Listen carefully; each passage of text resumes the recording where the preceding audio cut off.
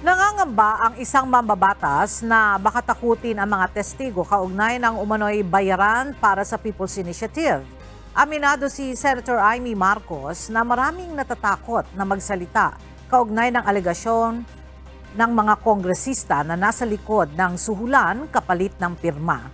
Bukas naman daw ang senadora kung nais dumalo ni House Speaker Martin Romualdez at ng iba pang kongresista sa pagdinig para magpaliwanag. Iimbitahan din ang ilang justices at mga bumalangkas ng 1987 Constitution.